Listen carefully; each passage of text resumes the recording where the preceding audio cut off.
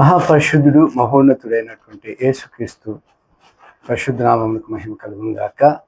ప్రియ సహోదరి సహోదరులారా, ప్రియ దేవుని సంగమా, మరొకసారి దేవుని సన్నిధిలోకి దేవుని వాక్యాన్ని ధ్యానించుట కొరకై దేవుడు మనకి ఇచ్చిన ధన్యతను బట్టి, ఆయన ఇచ్చిన గొప్ప భాగ్యమును బట్టి మనం దేవునికి ఎంతగానో రుణస్థులమే అవుతున్నాం. దేవుని యొక్క కృపను బట్టి ఇంతవరకు మనల్ని నడిపించిన దేవునికి మనం ఎంతగానో స్తుతి చెల్లిద్దాం.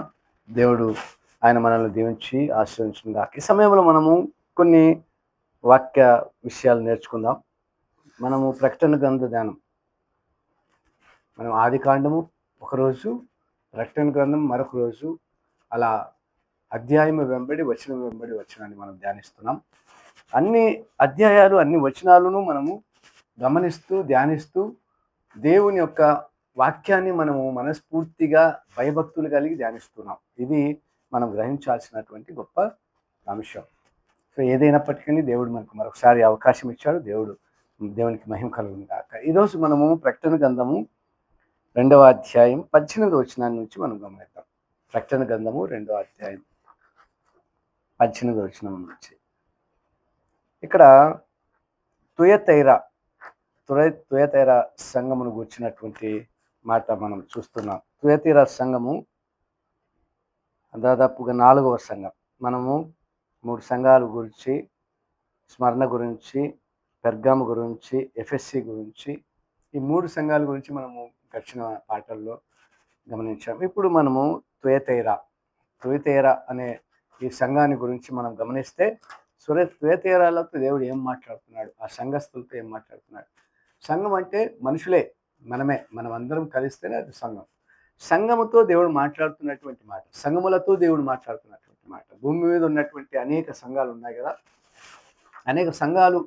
ఆ సంఘాల పట్ల దేవుని యొక్క ప్రణాళిక, ఆ సంఘాలలో ఏం జరుగుతోందో, ఏం జరగబోతోందో ఆ విషయాలనే దేవుడు మనకు తెలియచేస్తా ఉన్నాడు. ఆ రోజుల్లో ఆదిమ సంఘం ఎలా వారి యొక్క విశ్వాస ప్రయాణం కొనసాగించిందో, ఆ లోటుపాట్లు ఏంటో, అక్కడ ఎలాంటి పరిస్థితులు వాళ్ళు చూశారు. ఈ రోజు కూడా భూమి మీద ఉన్న ప్రతి సంఘం ఇలాంటి పరిస్థితులు ఎదురవుతూనే ఉన్నాయి. అన్నిట్లో కూడా, ప్రతి సంఘంలోనూ కూడా. అందుకే ఈ విధమైనటువంటి విషయాలు ఆయన మనకు తెల్లం చేశాడు అనమాట. చూసారా, దాదాపుగా కొన్ని వందల సంవత్సరాల క్రితమే ఈ విషయాలు మనకు వ్రాయించబడ్డాయి. అంటే దేవునికి ఎంత సుదీర్ఘమైనటువంటి ప్రణాళిక, దేవునికి అంత ఉన్నతమైనటువంటి ఆలోచన. చూసారా, దేవునికి అంత జ్ఞానం కలిగిన వాడు ఆయన. చూడగలడు భవిష్యత్తును ఆయన ఎందుకంటే ఆయన సృష్టికర్త. ఈరోజు మనుషుల పట్ల, ఈ సంఘాల పట్ల, సంఘాల్లో జరుగుతున్నటువంటి కార్యాల పట్ల దేవుడు చాలా స్పష్టంగా ఈ 7 సంఘాల గురించి రాస్తూ ఉన్నాడు అనమాట. మనం ఇప్పుడు 4వ సంఘము తుయతైరాలో ఉన్న సంఘపు దూతకి ఎలాగో రాయము 18వ వచనం, 2వ అధ్యాయం 18వ వచనంలో ఇక్కడ ఏం చేస్తున్నాడంటే 18, 19 వచనాలు మనం చూస్తాం. నీ క్రియలను, నీ ప్రయాస, నీ విశ్వాసమును, నీ పరిచర్యను, నీ సహనమును నేను ఎరుగుదును. నీ మొదటి క్రియల కన్నా నీ కడపటి క్రియలు మరీ ఎక్కువైనవని నేను ఎరుగుదును. దేవుడు మన క్రియలు, మన యొక్క సమస్తాన్ని గమనిస్తూ ఉన్నాడు. ప్రతిదీ కూడా, ఏదైతే మనం చేస్తున్నామో, ఏది మనం వింటున్నామో, ఏది మనం ప్రయత్నం చేస్తున్నామో, మన పనిపాట్లు, మన యొక్క కార్యక్రమాలు, ఆయన ప్రతిదీ కూడా మనలో గమనిస్తూ ఉన్నాడనే ఇక్కడ మనము గమనించాలి, చూడాలి. ఎందుకంటే మొదటిగా మనం చూస్తున్నాము నీ క్రియలు అంటే మన పనులు, మనం ఏం చేస్తున్నామో, మనం ఎలాంటి పనులు చేస్తూ ఉన్నామో దేవుని సన్నిధిలో. దేవునికి దాచిపెట్టి మనం ఏమైనా చేయగలమా? దేవునికి వ్యతిరేకంగా, దేవునికి అనుకూలంగా కానీ, దేవునికి వ్యతిరేకంగా కానీ, దేవుని మనసు నప్పించి కానీ, దేవునికి దాచిపెట్టి కానీ ఏది కూడా ఆయనకి రహస్యంగా మనం ఏది చేయలేము.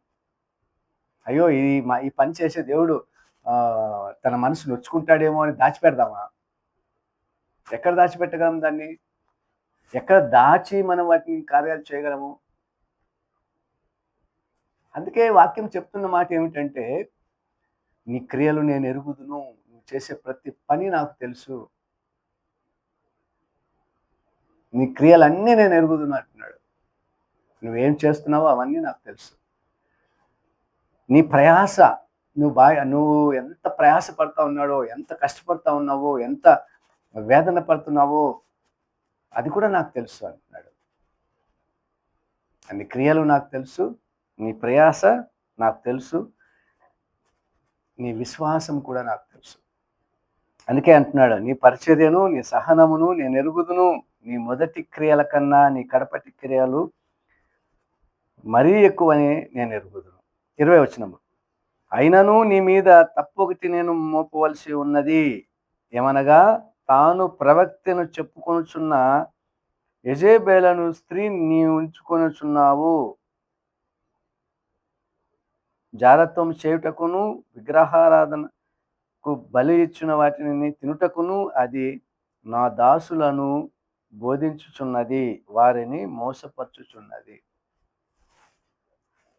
దేవుడు ఇష్టపడని పాపములు మన మనుషులు అన్ని పాపాలు చేస్తూ ఉంటారు కదా. వాటి అన్నిట్లో చాలా ఆయన అసహ్యించుకునే పాపాల్లో 2 ప్రాముఖ్యమైనవి. ఒకటి విగ్రహారాధన, మొదటిది.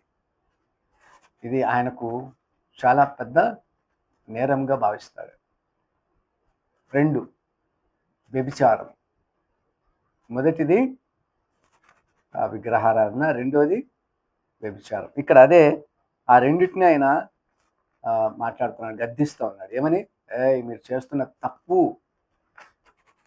యెజెబెలు ఈమె ఒక ప్రవక్తిగా, ఈమె తనను తాను ప్రవక్తిగా ప్రకటించుకుంటూ ఏమని చెప్తోందంట?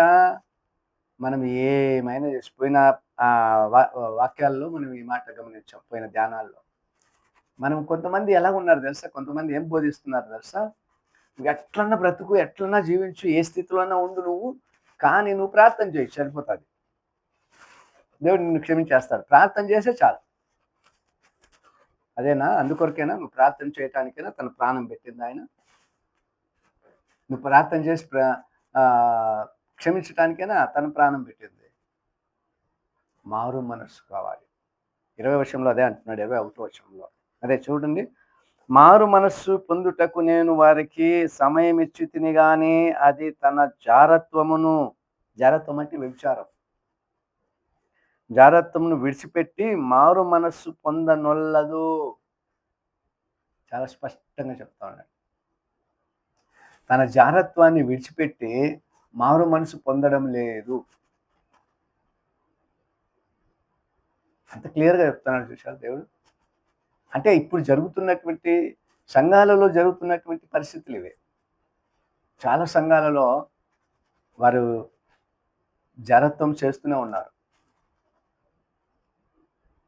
దేవుని సన్నిధికి కొంతమంది దేనికి పోతారు తెలుసా? ఒకరినొకరు చూసుకోవడానికే, ఒకరినొకరు మాట్లాడటానికే. ఇంటి దగ్గర కుదరదు, అవకాశం దొరకవు. ఇవి ఈరోజు కొంతమంది అయితే భక్తితో వస్తారు, కొంతమంది అయితే విధేయతతో వస్తారు, కొంతమందికి దేవునికి భయభక్తులు కలిగి దేవుని సన్నిధిలో గడపాలని వస్తారు, కొంతమంది మరి ఇలాంటి విషయాల కొరకు. అందుకే దేవుడు అంటున్నాడు, ఇదిగో నీ నీ సంఘములో నువ్వు ఎలాంటి స్త్రీని, ఎలాంటి వ్యక్తులను నువ్వు ఉంచుకున్నావు అంటే, వారిని ఏం అనుకోకుండా నువ్వు నువ్వు ఉండనిచ్చుచున్నావంటే, ఇదిగో జారత్వం చేయవారు, విగ్రహాలకు బలి ఇచ్చినటువంటి వారు, తిన్నుటకు ప్రోత్సహించువారు కూడా. ఏం పర్వాలేదు, మనం ఏమైనా తినచ్చు ప్రార్థన చేసుకోవడానికి. కొందరంటే, మరికొంతమంది తింటే ఏముందిలే అని మరికొందంటే, ఇలా ఒక్కొక్కరు ఒక్కొక్క అభిప్రాయంతో మాట్లాడుతున్నారు. ఒక్కొక్కరు ఒక్కొక్క అభిప్రాయాన్ని దేవుని సన్నిధిలో పెడుతున్నారు. కానీ దేవుని వాక్యం అంటుంది అది తప్పు. అందరూ ఏకాభిప్రాయం కలిగి ఉండాలి, ఒకే అభిప్రాయంతో ఉండాలి దేవుని సన్నిధిలో. ఒకే అభిప్రాయం కలిగి మారు మనసు కలిగి ఉండాలి. మారు మనసు లేకోకుండా నువ్వు పశ్చాత్తాపం ఎలాగొస్తుంది? మారు మనసు లేకోకుండా దేవుని నువ్వు ఎలా మెప్పించగలవు? మారు మనసు లేకోకుండా దేవునితో ఎలా నువ్వు దేవుణ్ణి చూడగలవు? మారు మనసు చాలా ప్రాముఖ్యమైనటువంటి అంశం దేవుని సన్నిధిలో. ఈరోజు దేవుడు అదే అవకాశం ఇస్తా ఉన్నాడు. ఈ సంఘంతో ఈ యొక్క తుయతీర సంఘానికి దేవుడు మాట్లాడుతున్నాడు. ఈ సంఘంతో మాట్లాడుతున్నటువంటి మాటలు మనం గమనిస్తే, అయినను నీ మీద హ్మ్, తప్పు ఒకటి నేను మోపవలసొచ్చింది. ఈరోజు సేవకులు సైతం దేవునికి అవమానకరంగా, అందుకే దేవుడు అంటాడు ఒక మాట సమయంలో, నా వారే నన్ను అపహాస్యం చేస్తున్నారు. నా పిల్లలే నన్ను, అందుకే యేసుక్రీస్తుని ఎవరు సిలువ వేశారు? తన ప్రజలే సిలువ వేశారు. ఇప్పుడు కూడా తను నమ్మినటువంటి విశ్వాసులే ఆయనను సిలువ వేస్తా ఉన్నారు. ప్రతిరోజు కూడా ఆహ్, ఒక వ్యక్తి, ఒక మంచి దైవజనుడు ఒక మాట అన్నాడు. ఇశ్రాయేలీయులు ఆ రోజు సిలువ వేశారంట. ఈరోజు క్రైస్తవులు సిలువ వేస్తున్నారట దేవున్ని, యేసుక్రీస్తుని. ఇశ్రాయేలీయులు ఆ రోజు 2000 సంవత్సరాల క్రితం సిలువ వేస్తే, ఈరోజు క్రైస్తవులు వారి వారి క్రియల వలన సిలువ వేస్తున్నారు. వారి వారి ప్రవర్తన వలన. అందుకే ఇక్కడ అంటున్నాడు కదా! నీ క్రియలు నేను ఎరుగుదును అంటున్నాడు ఫస్టు. నీ ప్రయాస నేను ఎరుగుదును. నీ ప్రేమని నాకు తెలుసు. అది దేవుని యొక్క ఆలోచన మన పట్ల ఎలాంటిదంటే, చాలా జాగ్రత్తగా మనల్ని ప్రతి అక్షరము చదువుతున్నట్టుగా, ప్రతి అక్షరము మనం విడదీసి ఎలా చదువుతామో, అట్లాగే దేవుడు క్షణ క్షణము నిన్ను నన్ను పరీక్షిస్తూనే ఉన్నాడు. చూస్తూనే ఉన్నాడు. క్షణ క్షణము మనం వెంటాడుతూనే ఉన్నాడనమాట. ఎక్కడ మనం తప్పిపోకూడదనేది దేవుని ఆశ. ఎక్కడ మనం పాపం చేయకూడదనేది దేవుని ఆశ. ఎక్కడ కూడా మనము పడిపోకూడదనేది దేవుని ఆశ. విజయం సాధించాలంటే పడిపోకూడదు. సాతానును జయించాలంటే మనం పడిపోకూడదు. మనం పడిపోతే సాతాను మనల్ని పడగొడతాడనమాట. వాడికి సంతోషం. మనం పడిపోతే ఆనందంతో వాడు కేకలేస్తా ఉంటాడు. గంతులేస్తా ఉంటాడు. వాడు రెక్కలు ఎగరేస్తూ ఉంటాడనమాట. నేను ఓడించాను అనే సంతోషం అది. మనం ఎక్కడ కూడా ఓడిపోకూడదనేది దేవుని ఆలోచన. దేవుని ఆశ. ఆయన అదే అంటున్నాడిక్కడ. ఇదిగో మారు మనసు పొందు నిమిత్తం నేను దానికి సమయం ఇచ్చితిని కానీ అది తన జారత్వమును విడిచిపెట్టు మారు మనసు పొందనొల్లదు. నా ప్రియ సహోదరి సహోదరులారా, నా ప్రియ సంగమా, ప్రియులారా, దేవుడు మనకిస్తున్నటువంటి అవకాశము మనం విసర్జిస్తున్నామా? చాలా మంది ఏమనుకుంటున్నారు తెలుసా? వారు చేసే ప్రతి పాప సంబంధమైనటువంటి క్రియకు వారికి శిక్ష రాకపోవటం వలన, వారికి పనిష్మెంట్ అనేది రాకపోవటం వలన, వారు ఏమనుకుంటున్నారంటే దేవుడు ఇంతే, ఇంకేం చేయడు. నన్ను క్షమించేవాడు. ప్రార్థన చేస్తాను క్షమించేస్తాడు. ప్రార్థన చేస్తాను, పాపం చేస్తాను, క్షమించేస్తాడు. ఇది చాలా మంది వారి అభిప్రాయం. వారి అంతర్గతంలో ఉన్నటువంటి విషయాలవి. బయటికి చెప్పరు. బయట దేవుడు శిక్షిస్తాడని, దేవుడు కోపగిస్తాడనేది, ఇలాంటివి దేవుని యొక్క ఉగ్రత మన మీదకి వస్తదని చెప్పి అంటుంటారు కానీ, వారు చేసే ప్రవర్తన మనం ఆలోచన చేస్తే, దేవుడు శిక్షకు వీళ్ళు భయపడరా? దేవునికి భయపడరా? అంటే ఏమంటారంటే, దేవుడు పనిష్మెంట్ ఇవ్వరు. క్షమించే దేవుడు. మరి అభిప్రాయం ఏంటంట? క్షమించే దేవుడు. నిజమే. ఆయన క్షమిస్తున్నాడు కాబట్టి నీకు అవకాశం ఇస్తా ఉన్నాడు. క్షమించేవాడు కాకపోతే ఒకసారి మనం గమనిద్దాం. రోమీయులకు రాసిన పత్రిక 3వ అధ్యాయంలో ఒక మాట గమనిస్తాం మనం. ఏమంట? ఏ భేదము లేదు దేవుడు అనుగ్రహించే మహిమ అందరూ పొందుకోలేకపోతా ఉన్నారు. అందరూ కూడా, చిన్న లేదు, పెద్ద లేడు, వయసు లేదు, చదువుకున్నవారు కాదు, చదువు లేనివారు కాదు, అందరూ మహా జ్ఞానవంతులు అనిపించుకుంటుంటారు. బాగా చదువుకున్నటువంటి విద్యావంతులు అనిపించుకుంటూ ఉంటారు. పెద్ద పెద్ద డిగ్రీలు సాధించుంటారు. కానీ వారు పాపం చేస్తూనే ఉంటారు. వారు చేసినటువంటి పాపాన్ని బట్టి, వారి యొక్క దౌర్భాగ్యాన్ని బట్టి నిజంగా మీరు ఇంతటి కార్యం చేశారా అనిపించేంతగా పని చేస్తూ ఉంటారు. అందుకే దేవుడు క్షమిస్తా ఉన్నాడు. పాపం చేసిన ప్రతి వానికి దేవుడు శిక్ష వెంటనే వేశాడే అనుకో, భూమి మీద ఒక్క మనిషి కూడా ఉండడు. అందుకే ఆ మాట అంటున్నాడు దేవుడు. ఏ భేదం లేదు, అందరూ పాపం చేసి దేవుడు అనుగ్రహించి మహిమ పొందలేకపోతున్నారు. మనకు పాపానికి తగినటువంటి శిక్ష ఎందుకు రావట్లేదంటే ఆయన కృపే. అయ్యో! శిక్షిస్తే ఎవరు ఉండరు ఇంకా. ఆయన శిక్షిస్తే మనం ఇంకెవరు ఈ లోకంలో బ్రతకం. ఆయన శిక్షిస్తే మనం ఈ లోకంలో ఇంకెవ్వరు జీవించలేమనమాట. ఆయన శిక్ష ప్రతి మనిషి మీదకి వస్తుంది. కారణం ఏంటంటే ఎక్కడో ఒక చోట పాపం చేస్తూనే ఉన్నాడు మనిషి.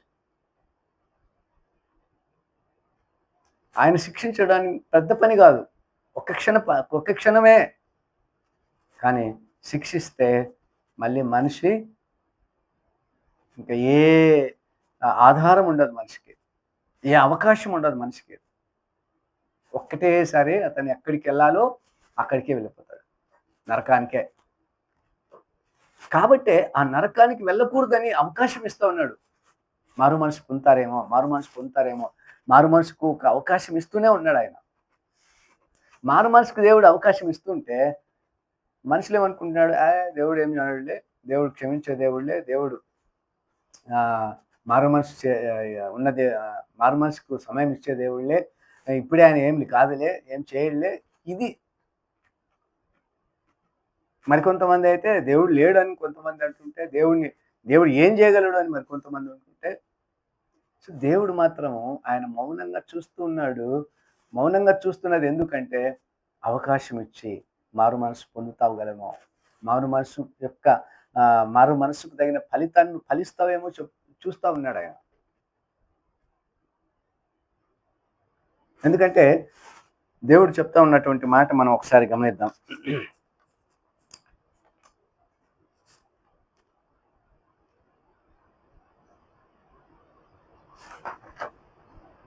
ఆయన ఒక మాట అన్నాడు. ఏమని? సామెతల గ్రంథము 20వ అధ్యాయం 27వ వచనం. నరుని ఆత్మ యెహోవా పెట్టిన దీపము, అది అంతరంద్రములను పరిశోధించును. నరుని ఆత్మ ఎలాంటిదంట? యెహోవా పెట్టినటువంటి దీపము. ఈ దీపము ఏం చేస్తూ ఉంటది? ఎక్కడైతే చీకటి ఉందో ఆ చీకట్లో ఏం జరుగుతుందో అన్నీ చూపిస్తా వెళ్తుంది అనమాట. చీకటి అంటే పాపానికి సాదృశ్యం అని మనం అనుకుంటాం.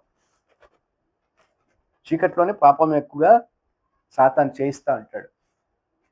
వ్యభిచారము, ఇందాక అన్నాం కదా, ఇప్పుడు ఏం చేస్తాడు? యెజెబెలు ఏం బోధిస్తూ ఉందంట ఈ ప్రవక్తని?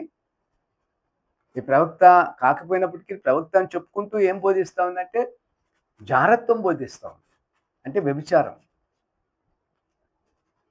వ్యభిచారాన్ని బోధిస్తూ ఉంది. వ్యభిచారం చేయొచ్చు, నీ ఇష్టానుసారం దీవించవచ్చు, నీ ఇష్టానుసారం బ్రతకచ్చు, నీ ఇష్టానుసారం ఉండొచ్చు, కానీ ప్రార్థన చేయొచ్చు.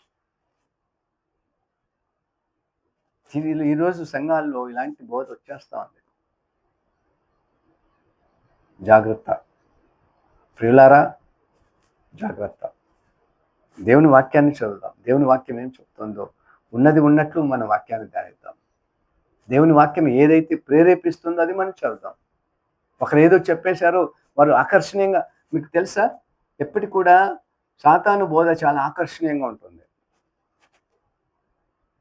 చాలా ఆకర్షణీయంగా ఉంటుంది. మనం వెంటనే ఆకర్షించబడిపోతాం ఆ బోధకి. అదే సాతాను బోధ. దేవుడు ఇష్టపడనటువంటి బోధ అది. దేవునికి ఇష్టం లేనటువంటి బోధ. వాక్యము 4 కథలు చెప్పి 4 జోకులు వేసేసి వాళ్ళని నవ్వించి కవ్వించేసి కథలు చెప్పేసేసి చివరికి ఆమెను అనేసిపోతూ ఉంటారు. ఆ వాక్యంలో వారికి దేవుడు అంటే భయం ఎప్పుడు ఉండదు, ఎక్కడ ఉండదు. దేవునికి ఎట్లా లోబడి ఉండాలో చూపించరు.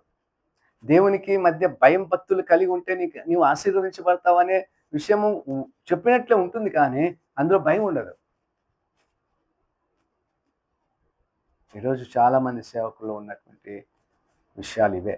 అందుకే దేవుడు అవకాశం ఇస్తూ ఉన్నాడు పాపం చేసేవారికి. ప్రతి వ్యక్తి పాపం చేస్తూనే ఉన్నాడు, ఎక్కడో ఒక చోట పాపం చేస్తున్నాడు. అందుకే శిక్ష రావట్లేదు మనిషికి. అందుకే దేవుని రెండవ రాకడ కూడా ఆలస్యమైపోతుంది. ఎందుకంటే ఇంకా మారు మనసు పొందుతారేమో, ఇంకా దేవుని తెలుసుకుంటారేమో, ఇంకా దేవుని దగ్గరికి వస్తారేమో. ఇదే ఇక తొయితేరా సంఘాన్ని దేవుడు ప్రేమిస్తూ ఒక అవకాశం ఇస్తా ఉన్నాడు. నీ క్రియలన్నీ నేను ఎరుగుతాను అంటున్నాడు. లూకా రాసిన సువార్త 6వ అధ్యాయం 32వ వచనంలో, మిమ్మును మీరు వారినే ప్రేమించిన ఎడల మీకేం ప్రయోజనము కదా! నీ ప్రేమ నేను ఎరుగుదును అంటున్నాడు అక్కడ. అందుకే ఈ మాట రాస్తున్నాడు. మనను మనము మనల్ని ప్రేమించే వాళ్ళని మనం ప్రేమిస్తే వచ్చే లాభం ఏంది? సరిపోయింది గదా! వాళ్ళు మనల్ని ప్రేమించారు. మనం వాళ్ళని ప్రేమించాం. అయిపోయింది. కానీ మనల్ని ద్వేషించే వారిని 27వ వచనంలో అదే అధ్యాయంలోనే అంటాడు ఇక్కడ. నేను చెప్పువదేమనగా మీ శత్రువులను ప్రేమించుడి, మిమ్మును ద్వేషించు వారికి మేలు చేయుడి. కదా! ప్రేమ అంటే అది విలువ. అది శత్రువుని మనం ప్రేమించి వాడికి మేలు చేస్తే వాడి మనసు కరిగిపోతది. అయ్యో! నేను ఇంతగా బాధ పెట్టినా, ఇంతగా అవమానపరిచినా, ఇంతగా నష్టపరిచినా, ఇంతగా గాయపరిచినా, కానీ తన మనసు ఎంత మంచిదో చూడు. నన్ను ఇప్పటికీ ప్రేమిస్తా ఉన్నాడు. నన్ను ఇప్పటికీ గౌరవిస్తా ఉన్నాడు. ఇప్పటికి కూడా నాకు మేలు చేస్తా ఉన్నాడు. తన మనసులో ఎంత మార్పొస్తుంది. తన మనసుని గెలిచిన వారమే అవుతాం మనం. మనల్ని ప్రేమించే వారిని మనం ప్రేమించి, మనల్ని ద్వేషించే వారిని మనం ద్వేషిస్తూ వస్తే, ఇంకా దేవుడు చెప్పే మాట మనం ఎక్కడ నెరవేరుస్తున్నాం?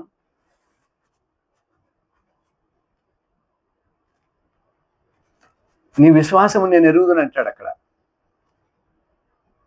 నీ విశ్వాసమును, నీ క్రియలు నేను ఎరుగుదును, నీ విశ్వాసం నేను ఎరుగుదును. అందుకే యేసుక్రీస్తు చాలా సార్లు మన విశ్వాసాన్ని ఆయన చూస్తున్నాడు. మన ప్రేమను మనం చూస్తున్నాడు. మన క్రియలను ఆయన చూస్తున్నాడు. మన సహనాన్ని చూస్తున్నాడు. కదా! ఇవన్నీ మనం మన దేవుడు మనల్ని చూస్తున్నాడు అని చెప్పటానికి ఈ విషయాలు మనకు రాస్తా ఉన్నాడు. ఆయన మనల్ని ప్రతిది కూడా గమనిస్తూనే ఉన్నాడు. ఎక్కడ ఆయనకు మనకు దూరంగా